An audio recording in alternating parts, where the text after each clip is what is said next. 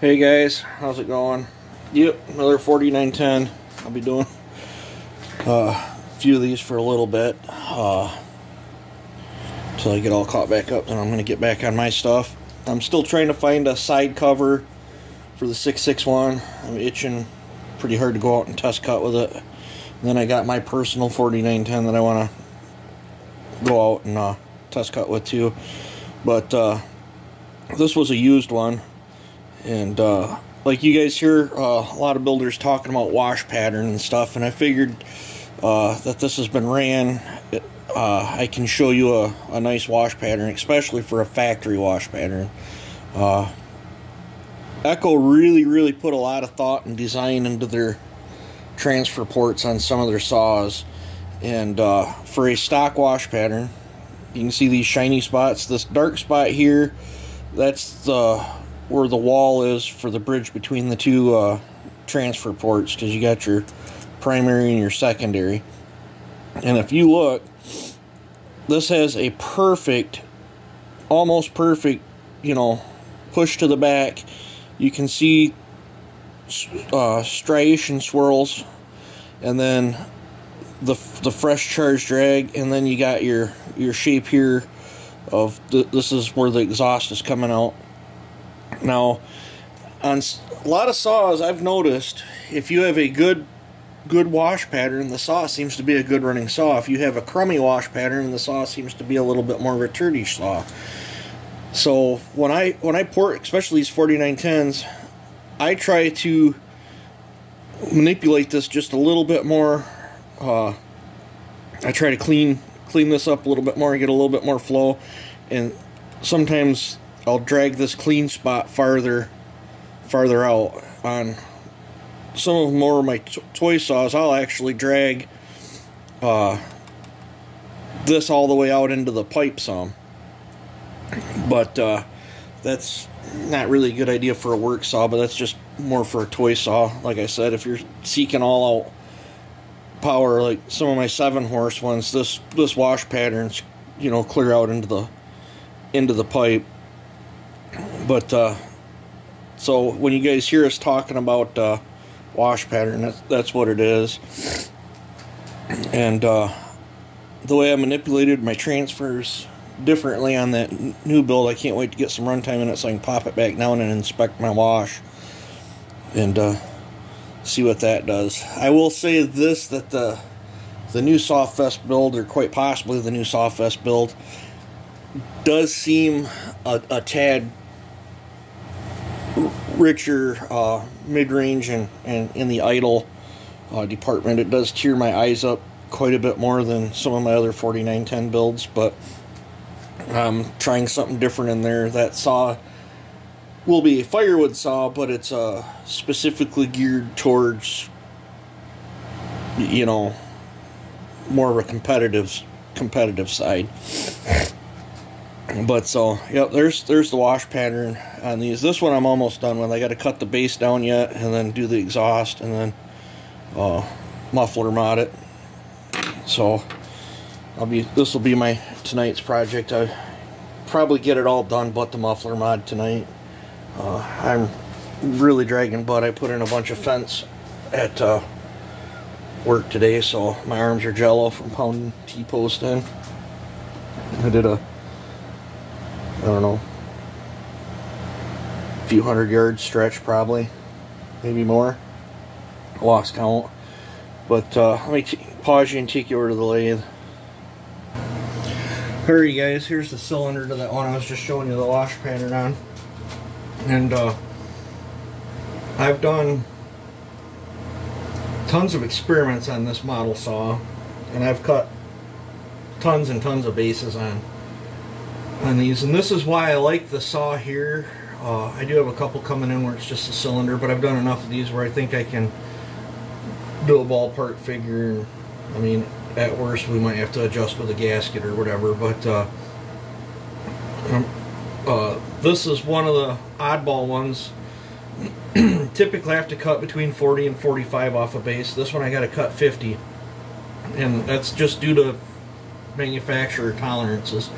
The deck height from center line to the crank to the deck on that other case might be slightly different than another one, and then from, you know, the deck on this might be different, but needless to say, this one's 5 thousandths more squished than what I typically see in there. I checked it 4 times just to make sure, like maybe I had a false reading or something. It's when you're doing measuring and stuff, it never hurts to check it 3-4 times, and especially if you're, you know, like something's totally different. But that's typically why I like the saw here, so I can set it, you know, the way I want to. But so I just zeroed this out. Let's fire her up and cut this base, I guess, while I got the camera rolling.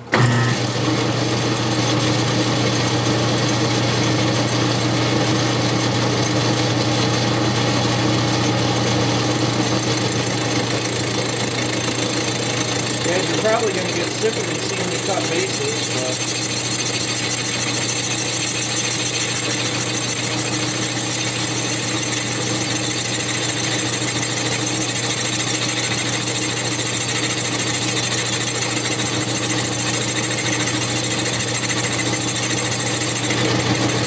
the more you do, the better you get at it. I ordered me some new tools and stuff too. I got more carbides coming and another 90-degree piece.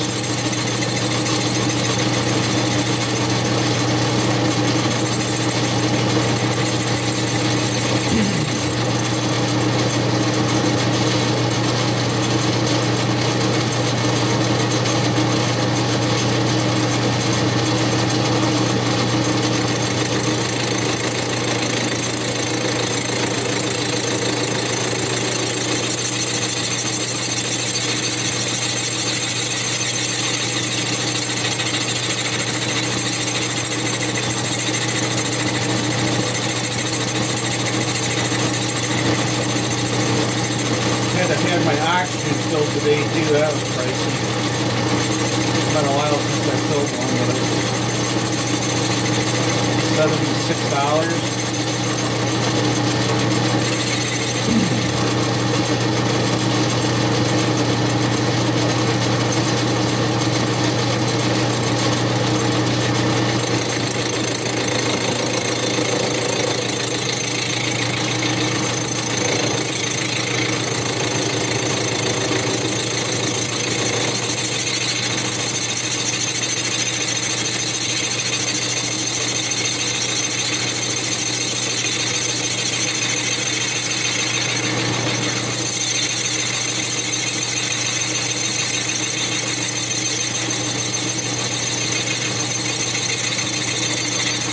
That seemed like it's taking awfully tough cut there. Hoping my gauge didn't move on me.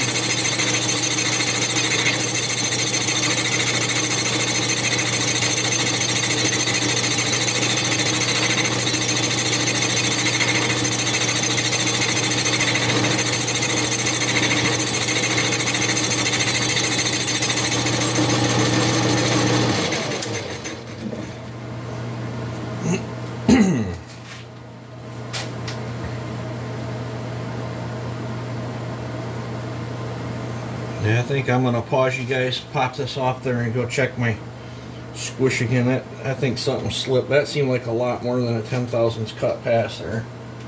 So I don't know if my gauge moved or if something slipped. Everything's tight, but I don't know. I'm gonna pause you guys and then I'll be back. No, it didn't slip. I still got 20 thousandths I gotta take off this thing. It just got it back on there, the same spot that it was.